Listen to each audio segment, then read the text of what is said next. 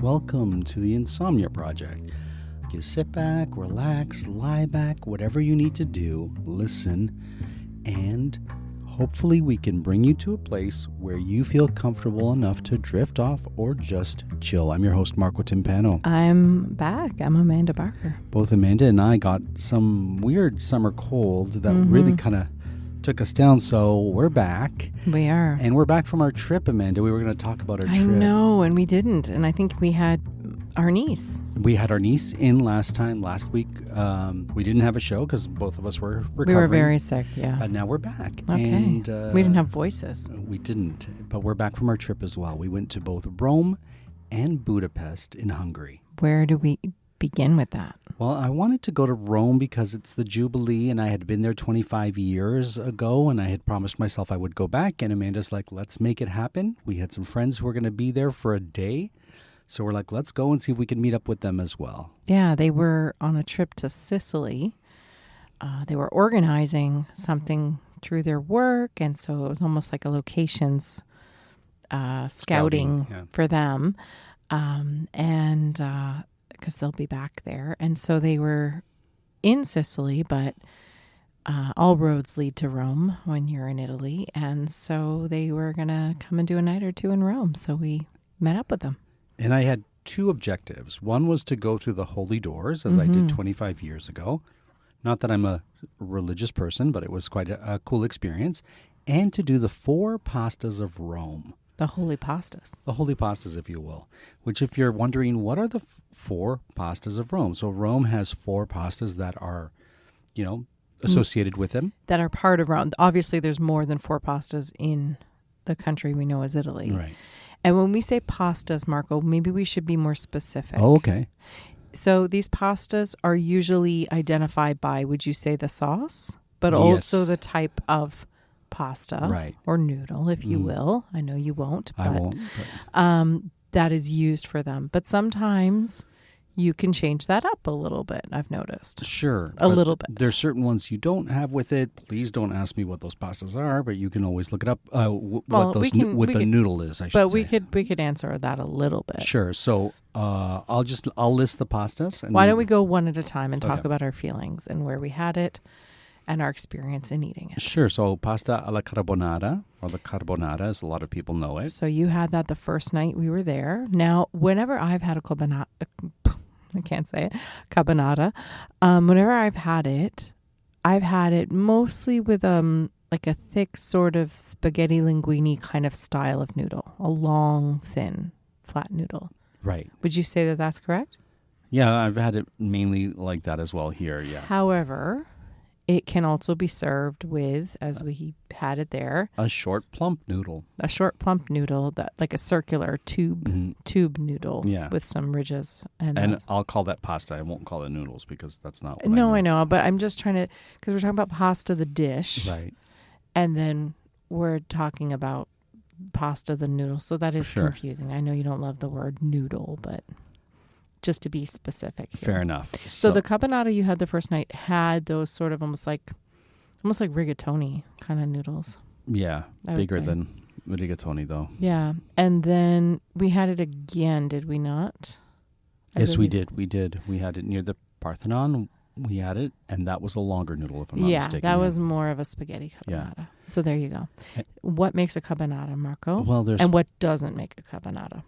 I mean, you do not put cream in a carbonara, first of all. You do not put cheese, I believe, in a carbonara, do you? No, you can. Oh, you do. Yeah, you cheese, do. Yes, but it is. But what cheese? Romano cheese, because that's the cheese of Rome, which tends to be pecorino, which is a sheep's cheese, and it has guanciale, which is pork cheek, and egg, and it is quite a rich dish. And not butter. There were some Americans near us who were saying how to make it, and they said butter. Yeah, no, I don't believe there's any butter in a carbonara. Not normally, I don't think so. I think the egg yolk does all of that work. The heavy lifting, right? So, so the carbonara we had. Then after the carbonara, I would say there is the matriciana. So that is the only tomato-based sauce. Of the 4 that we had. Of the 4. And what else makes up alla matriciana? I don't know, I'm not saying it right. So matriciana is often served with bucatini noodles. That's the traditional way you have it. And it's a tomato sauce-based pasta that has pork cheek, once again, guanciale, pecorino cheese, grated, and onions. I think some people put capers in it, but I don't know if that's traditional or not. Yeah. So moving on with the pork cheek theme, the guanciale theme. Yeah. The next one we had was one neither one of us had ever experienced before. I was quite excited to try this one, Amanda, because I had never had it before. It's pasta alla gricia. That's Gricia. And that one, of course, pecorino cheese, black pepper, once again, the pork cheek or the guanciale, as they say. Seems to be a theme. And I think that's all they put in it, right? Pepper Amanda? as well, I believe. Pardon me, pepper as well. Yeah, did I not say black pepper? You might have. Okay, I don't black know. pepper, yeah. Again, a creamy white base pasta with pork cheek. So it looks kind of like a cabanata, but it doesn't have the egg. It's more about the pecorino. Yeah, and once again, no cream in that pasta. And the last one is the cacio e pepe, which is very similar to alla gricia. It does not have the pork cheek. So it's pepper and cheese, that pizza there. So we had all four, and I was really happy. The pasta, you mean? The pasta, sorry. Yeah. Yeah. You can have a cacio e pepe pizza as well. Sorry, did I say pizza? You did, sorry. yeah. Anyhow, so those are the four. So once again, the cabanata, alla matriciana, alla gricia, and then cacio e pepe. Which usually has a longer noodle. And that one there we had actually made, it was finished off in a wheel of pecorino cheese. When we can never go wrong when your pasta's made in a wheel of cheese. That one was fantastic. And we had, actually, our cacio e pepe we had wasn't finished off in a wheel of cheese. It was actually presented to us in a bowl made of cheese. That's right. I'm sorry. So he wanted to go for the holy doors, and he was like, well, what do you want to do in Rome? And I was like, I just want to eat well. That's kind of it. What I didn't anticipate about Rome, I knew it would be warm. Yes. I knew it would be hot. Yes. I don't think I was prepared for how hot and humid it would be in early June. It was unseasonably hot. It made the news when we were in Budapest, and so it was an incredibly hot time in June when we were there. Yeah, it was really, really hot, folks. It doesn't help that the pavement is all cobblestone. And we walked everywhere, and it was a sweat fest. But one of the great things about Rome is that there's water fountains everywhere. So if you have a nice reusable bottle, which we did, I tossed the one that I traveled with, which was like I got for $1, which is why I was traveling with it, and found one that was an upgrade from the Bialetti store, which we know makes mochas and things to espresso, all your espresso needs. And it has a loop on the top, and so I could loop it through my tiny little purse hook and then have it as sort of part of my being. So we had, because it's so important to have a water bottle at all times. You know what a friend of mine at work said? He said, and isn't that the best tasting water? And I didn't. Oh, yes. I didn't think about it, but he's not wrong. No, he's not wrong at all. Yeah, for fountain water, it really was. Sure. Or tap water, really.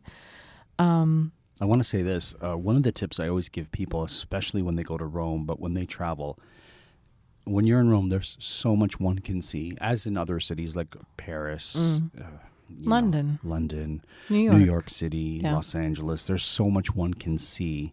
Buenos Aires, like you name it, different parts of Japan. I mean, Tokyo. Sure. There's so much to see. I always say this: do one or two things that you really want to do and do them well, so that you can go and say, I did these 2 or 3 things and I did them well. I couldn't see everything. Yeah. Rather than try to do everything in little small bits and run from here to there. I always find that you have the best memories when you do that, because you're not racing from one spot to the other. You're enjoying the moment that you're there, and you can just, even sit and have a coffee or a sweet and just sit and just enjoy where you are. Yeah. I always, when I started traveling, because I lived in a small town, then went to university in a small town. By the time all that was done, that's Marco drinking, hydrating. Sorry. That's all right. You're allowed to hydrate. We were just talking about how important it was. I started traveling a lot because I had been in very small confined spaces for a while. Confined, but like isolated towns. Anyhow, I really just thought, I don't know when I'll be back in Europe. I better do as much as I can. I don't know when I'll be back in Paris. And then it became, I don't know when I'll be back in China. I don't know when I'll be back in Indonesia. And so I really was trying to get all of the things. And sometimes you go there and you didn't know about a certain museum or park or experience, landmark. And then everyone starts talking about it. And then you go, oh, well, I better do that thing. And it becomes this furious, for me anyway, checklist thing of like, oh, but we got to do that. Are we going to do that? When are we going to do that? Could we do it tomorrow morning? And I fight that within myself every time I travel. But one of the things that I tell myself these days as as not a 22-year-old, but as somebody many, many years, more than twice that age now, is how lucky you are to be with me traveling. Yes, that's what I say to myself every time. Now it's different because I have Marco, and I have all the sights I need every morning. Just looking at him. You are the Leaning Tower of Pisa. Well, I got to get that fixed. No, what I was going to say is leave something for next time. You may go back. You may surprise, and you may not go back, and that's okay too. But life is long, and you might go back to that city, that country, and experience what you're going to experience, as you're saying.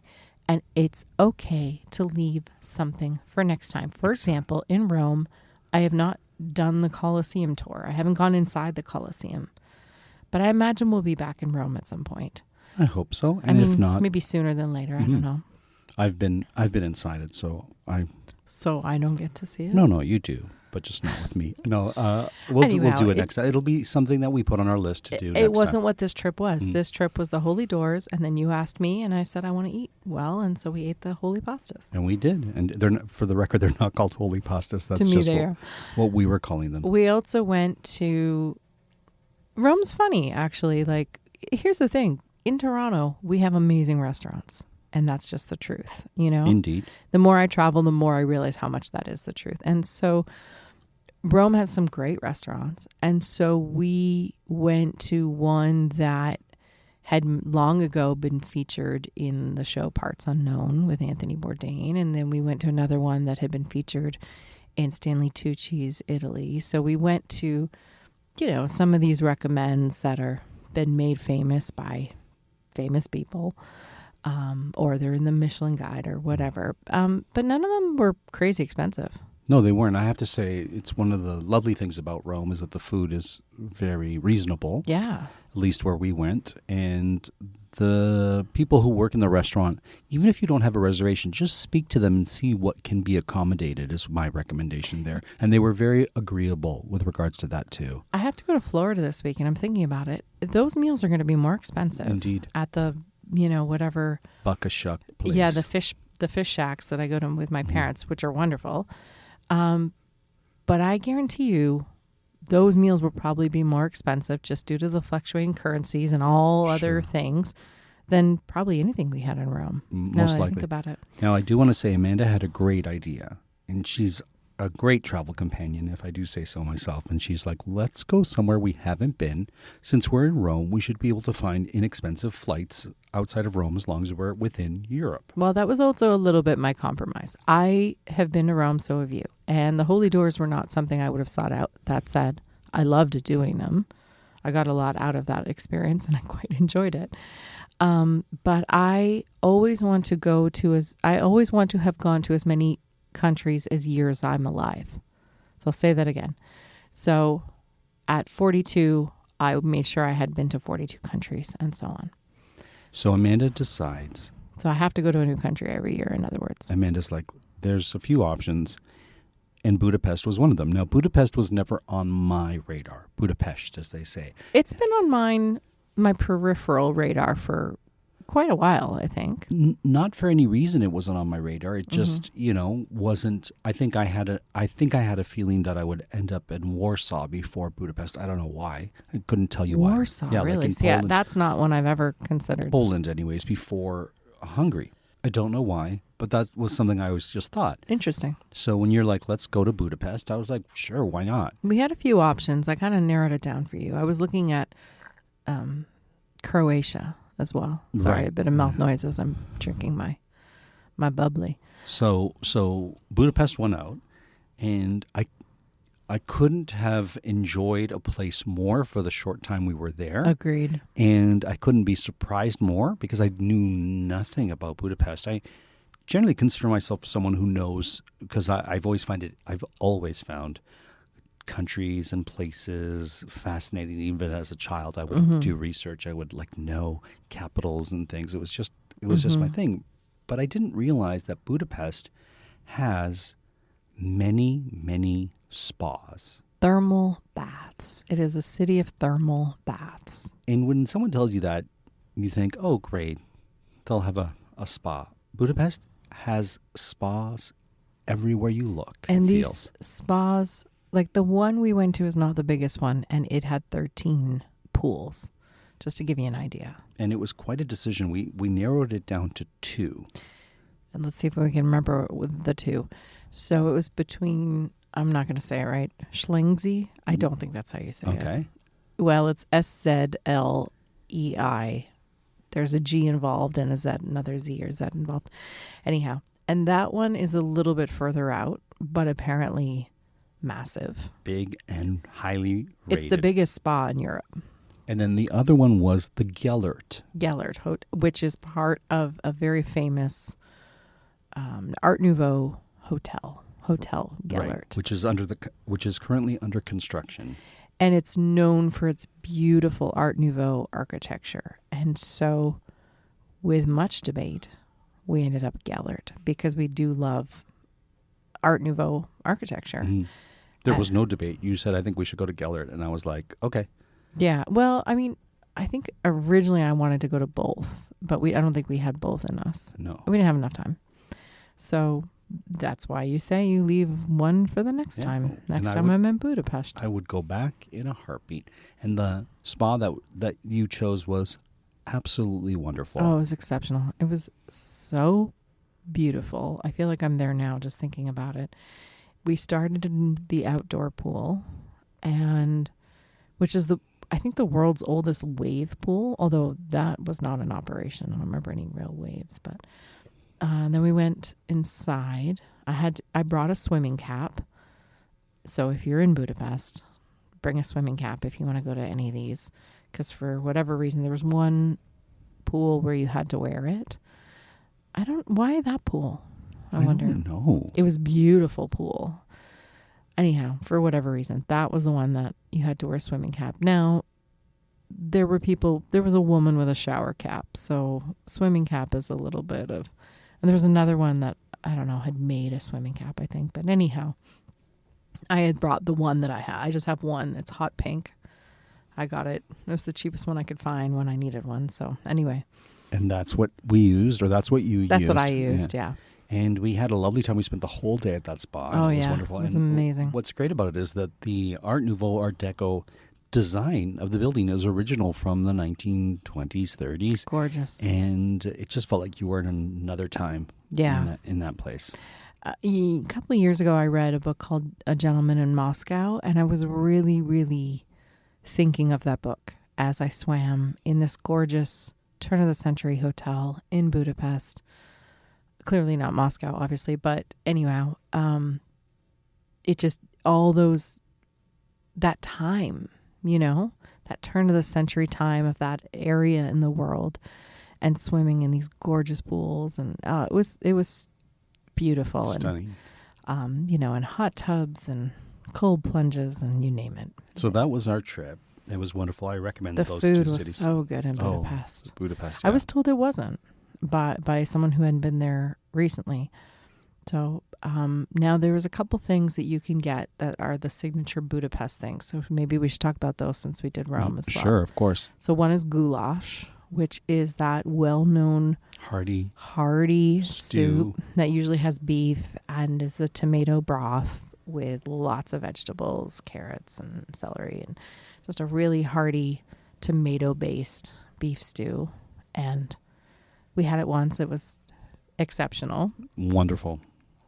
I like a goulash on any day of the week. Like goulash is something that I would have any day of the week. The meal that I really wanted to have in Budapest, and we did have, and it was phenomenal, is chicken paprikash. I had a friend who was Hungarian, and he would always talk about it.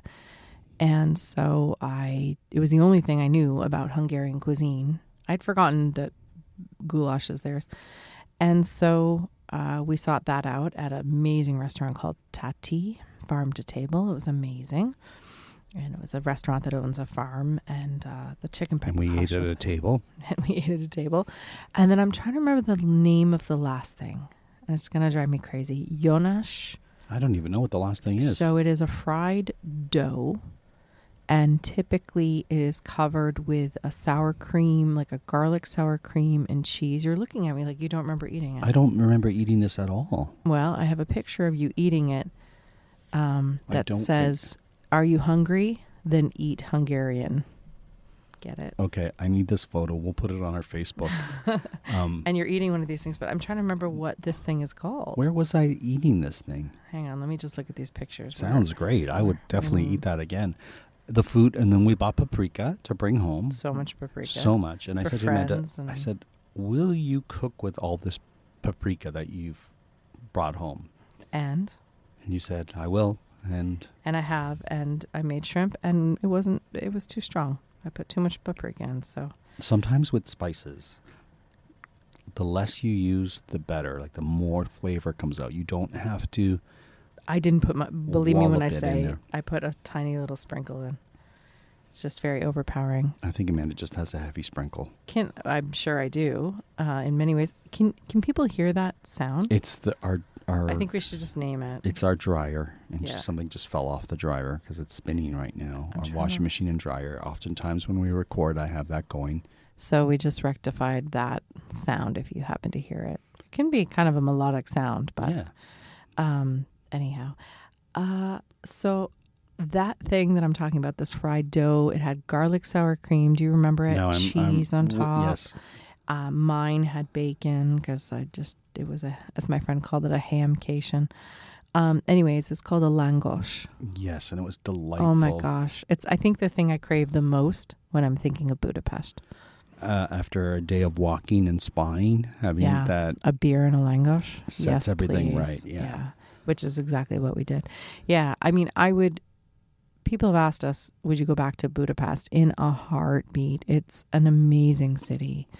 And like all cities, a very interesting history. And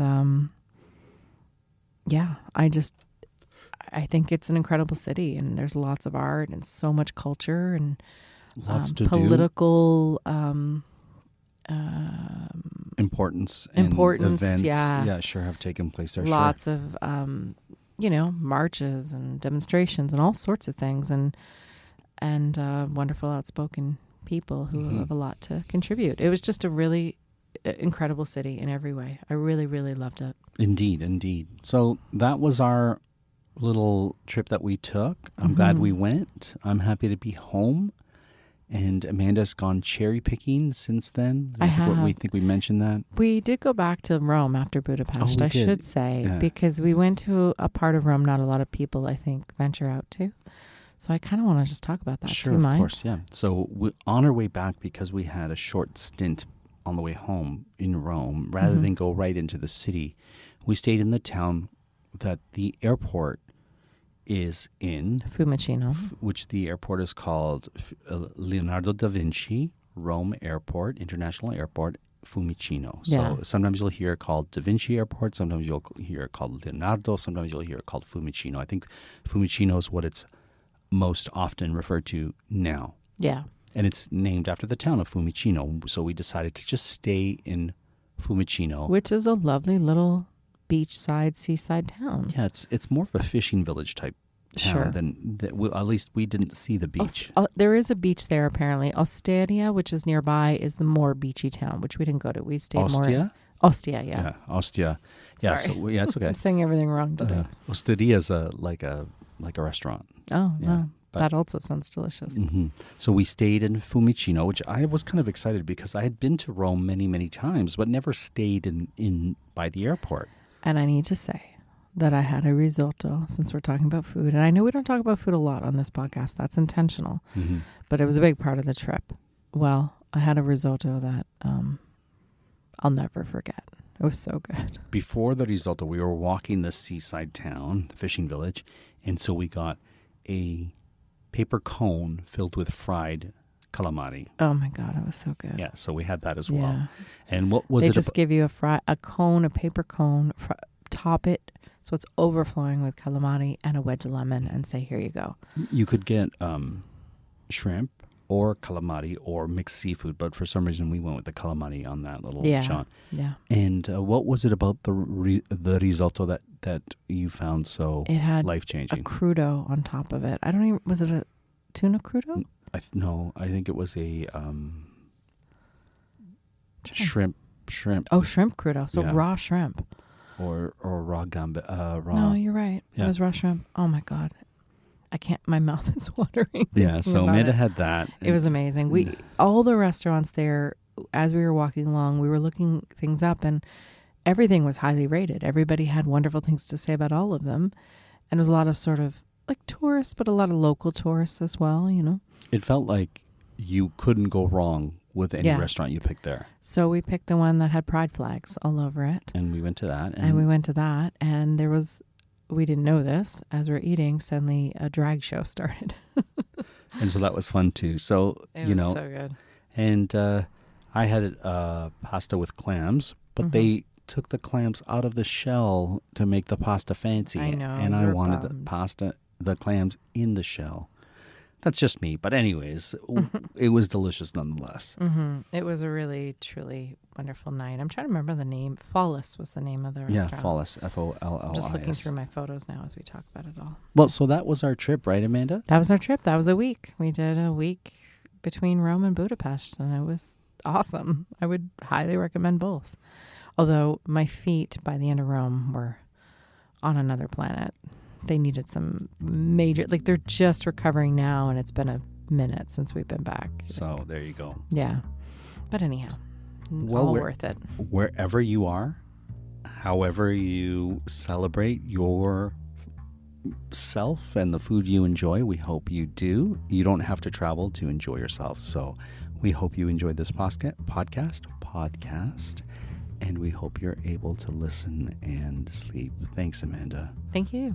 And thank you, Italy and Hungary.